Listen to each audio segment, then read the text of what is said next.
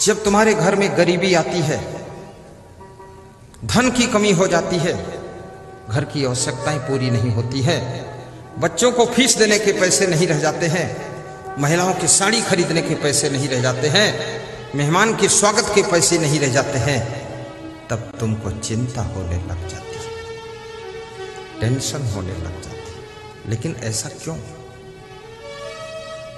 पैसा कमाना बहुत आसान है, बहुत आसान है। जितना चाहो उतना कमा लो, मिट्टी छुओ सोना बन जाएगी।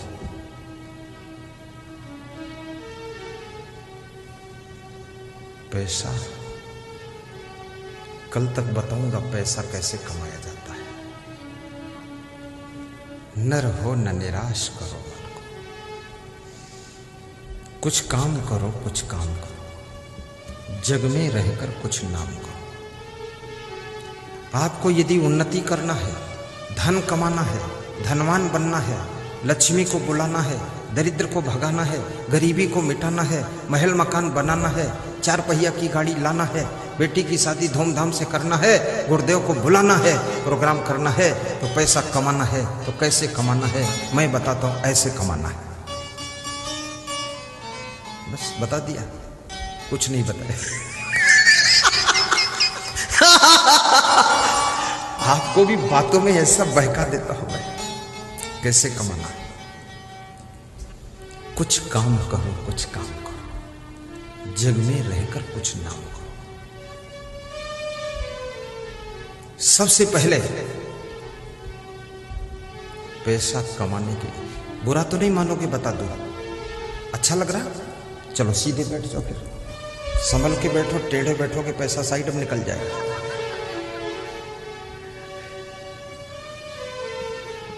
आपको अपने भीतर, महिलाएं भी सुन ले, ढीली ढाली मत रहे, अपने भीतर, बाहर कुछ नहीं, अपने भीतर महत्वाकांक्षा पैदा करना पड़ेगा।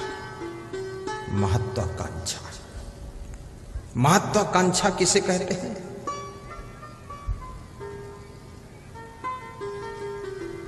बहुत कुछ प्राप्त करने की इच्छा पैदा करना पड़ेगा,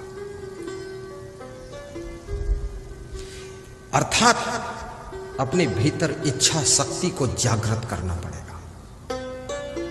जैसे इस कांझा बनिया पट्टी के भक्तों ने मन में महत्वाकांक्षा पैदा कर दी कि मुझे राष्ट्रीय संत का प्रोग्राम करना है, प्रोग्राम करना है, करना है तो करना है। तो इनके अंदर तुरंत प्रश्न खड़ा हो गया कि लाखों रुपया कहां से आएगा। तो उस प्रश्न का तुरंत उत्तर आ गया इनके अंदर से, कुछ हम देंगे, कुछ तुम दोगे, कुछ सब देंगे, और सबसे चंदा लेंगे और सबको जोड़ेंगे, मोड़ेंगे और प्रोग्राम होगा, प्रोग्राम करना है। ये प्रोग्राम कराने की महत्वाकांक्षा से पैसा इकट्ठा हुआ। इकट्ठा हुआ कि नहीं इकट्ठा हुआ?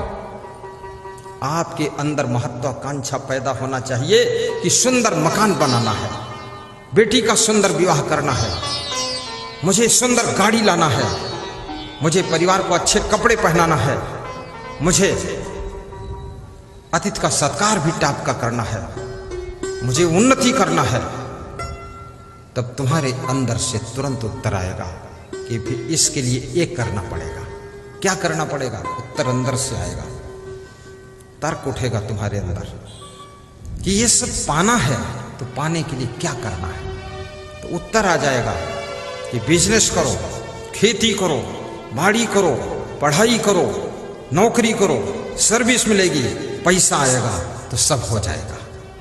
आपके अंदर तमन्ना होनी चाहिए, महत्वाकांक्षा होनी चाहिए, बहुत कुछ पाने के लिए आपके अंदर आग पैदा हो जानी चाहिए, तो तुम उन्नति शुरू कर दोगे, तुम धनवान बन जाओगे।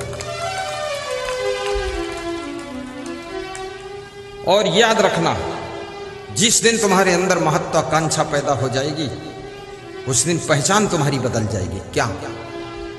तुम कहीं पर टाइम पास नहीं करोगे, सड़क किनारे खड़े होकर गप्पा नहीं मारोगे, एक एक मिनट का तुम सदुपयोग करना शुरू करोगे। फिर बहुत देर तक तुम शीशा भी नहीं देखोगे, कितनी महिलाएं 3-3 घंटे शीशा देखती, जब शीशा रोने लग जाता है कि अब छोड़ दे देवी मुझको, तब छोड़ती।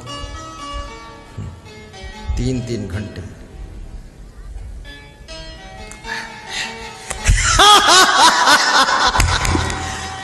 अरे इतना शीशा में मत चिपक,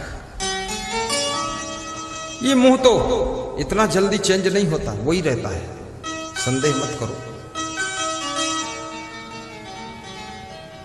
शीशा देखने में भी टाइम बर्बाद मत करो। जो समय को बर्बाद करता है तो बर्बाद हुआ समय आपको भी बर्बाद कर देता है, बर्बाद कर देता है। फैशन करने में समय बर्बाद मत करो, गप्पे मारने में समय बर्बाद मत करो, ताश खेलने में समय बर्बाद मत करो, जुआ खेलने में समय, पैसा, धन बर्बाद मत करो, दारू पी करके पैसा और समय और स्वास्थ्य बर्बाद मत करो। यदि आपने अपने को बर्बादी से रोक लिया है तो याद रखना, तुम धनवान बन करके रहोगे, धनवान बन करके रहोगे। और बता देता हूं, धनवान बनने का एक फार्मूला नहीं है। जो लोग क्रोध बहुत करते हैं, क्रोध, छोटी सी चीज प्राप्त हो गई बहुत भूल जाते हैं, वे गरीब हो जाते हैं। इसलिए क्रोध ना किया करो, सहन शक्ति रखा करो, गुस्सा मत हुआ करो, थोड़ा हंसा करो। भगवान कृष्ण हंसते थे। नंदगांव छोड़ दिया, मथुरा आ गए, मथुरा छोड़ दिया, गुजरात चले गए, द्वारिका में रहने लगे, उसको छोड़ करके समुद्र के टापू पर रहने लगे। भगवान कृष्ण हंसते थे, हंसते थे, हंसते थे, और हंसने के स्वभाव के कारण सोने की द्वारिका बनाकर उन्होंने खड़ा कर दिया था, सोने की द्वारिका बनाकर खड़ा। और रावण क्रोध करता था, रावण क्रोध करता था, गुस्सा करता था, विभीषण को गुस्सा में लात मारा था। तो रावण ने क्या किया? सोने की लंका को राख बनाकर छोड़ दिया, पूरा भस्म बना दिया। इस सोने की लंका रावण की बनाई थोड़ी थी, इधर उधर से प्राप्त कर लिया था, उसको भी नहीं संभाल पाया। जिसका स्वभाव अच्छा नहीं होगा, चरित्र अच्छा नहीं होगा, विचार अच्छे नहीं होंगे, वाणी अच्छी नहीं होगी, याद रखना, उसको कितना ही सोना दे दो, चांदी दे दो, सब कुछ दे दो, धन दे दो, दौलत दे दो, पद दे दो, उसको भी संभाल नहीं पाएगा, उसको भी खो देगा और अपनी जिंदगी को खो करके जीरो पर जाकर बैठ जाएगा। रावण सब कुछ खोता है, 1 लख पोत 1.25 लाख नाती ता रावण घर दिया न बाती। सोने की लंका राख हो जाती है और रावण अपनी जिंदगी भी खो देता है। लेकिन राम भगवान खोते नहीं है। 3 लोग गए थे, तीनों वापस लौट कर आए वनवास से। संकट तो आया, लक्ष्मण को शक्ति बाण लगा, सीता का हरण हुआ, लेकिन सब संभाल ले गए। संभालना सीखो, भाई को संभालना सीखो, पत्नी को संभालना सीखो, पति को संभालना सीखो, घर संभालना सीखो, अपने गाड़ी वाहन खेती बाड़ी बिजनेस को संभालना सीखो, राजनीतिक पार्टी को संभालना सीखो, मित्रों को भी संभालना सीखो। जिसमें संभालने की कला आ गई, याद रखना, उसकी उन्नति कोई रोक नहीं सकता है। जो खुद नहीं संभाल सकता है वो किसी को संभाल भी नहीं सकता। थोड़ा जोर से ताली बजाया करो।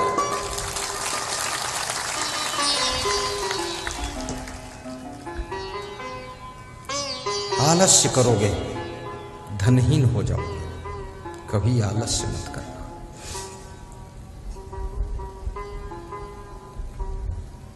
रोज थोड़ा व्यायाम कर लेना, थोड़ा योगा कर लेना, थोड़ा दौड़ के पैदल चल देना। मैं बेटियों से कहूंगा वो रस्सी वाला व्यायाम किया करें। वो रस्सी ऐसे घुमाती हैं लड़कियां ना, उछलती कूदती। ससुराल में जाओ तो अपने थैले में रस्सी लेकर जाओ, लेकिन पति को मत दिखाना, नहीं वो सोचेगा मेरा गला बांध के रगड़ेगी क्या। कोई देख ले और पूछ ले रस्सी क्यों लाई, तो बोल देना दरवाजा बंद करके कमरे का खिड़की खोल के उसके अंदर 15 मिनट कूदा करो। शरीर पतला रहेगा, स्लिम रहेगा, सुंदर रहेगा, बीमार नहीं होगी। अन्यथा पत्नी बनने के बाद कितनी दवा खाती है स्त्रियां, नाश्ता कम करती है, दवा, टेबलेट, टॉनिक, सीरप, इंजेक्शन, और बस दुखी रहती है। कमर में दर्द है, ये क्या कर रही हो? अरे जवानी अवस्था है, तेजो तर्रार रहना चाहिए। बीमारी को आने मत दो, बीमार होने मत दो शरीर को। और हंसा भी करो, छोटी छोटी बात में रोने के लिए मत बैठो। सासू ने कुछ कह दिया, बस उस दिन खाना नहीं खाया, सिर लटका के बैठी है। अरे ये नाटक मत कर। सासू ने कुछ कह दिया, तुमने सह लिया, झट से भोजन कर लो, फटाफट काम करो, हंसते रहो।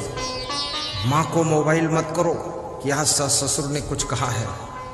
ससुराल की शिकायत को मायके में पहुंचाने वाली बहू कभी सुखी नहीं हो सकती है, और मायके की बराबरी ससुराल में करने वाली बहू सुखी नहीं हो सकती है। ससुराल की बातों को ससुराल में पी जाओ, अपनी माँ को बताने से कोई फायदा नहीं होगा, क्योंकि तुम्हारी माँ अपने घर में सुखी नहीं है। तुम्हारी माँ तुम्हारे बाप से खटपट कर रही है, वो कहाँ ठीक है। तुम्हारी माँ तुम्हारा सॉल्यूशन क्या करेगी? वहां झिका झोरी मचा रखी है, तुम्हारी सेटिंग क्या करेगी? वो अपनी सेटिंग नहीं कर पा रही। हाँ, वहां बताना ही नहीं है, रोना धोना भी नहीं है। रस्सी पर कूदो, स्वास्थ्य अच्छा रहेगा। खुश रहा करो, सवेरे जल्दी उठ के झाड़ू लगा दिया करो। सासू उठे उससे पहले झाड़ू लग जाना चाहिए। सासू मुंह धोए कि चाय बन जानी चाहिए। सासू पानी मांगे तो चाय पानी दोनों साथ में रख देना चाहिए कि पी लो, देवी जी खुश रहना, दया रखना मेरे ऊपर। बस इतना काम कर लिया कि सासू के पास जितना सोना चांदी रखा है ना, वो सब आपको दे दे। बस ले लो, पूरा खींचो। सासू से क्या करेगी वो? बुढ़ापे में क्या जरूरत उसको है? ले लेना चाहिए, खुश कर देना चाहिए। और सासू के कभी कभी पैर भी दबा दिया करो। कल 2 भक्त मेरे पैर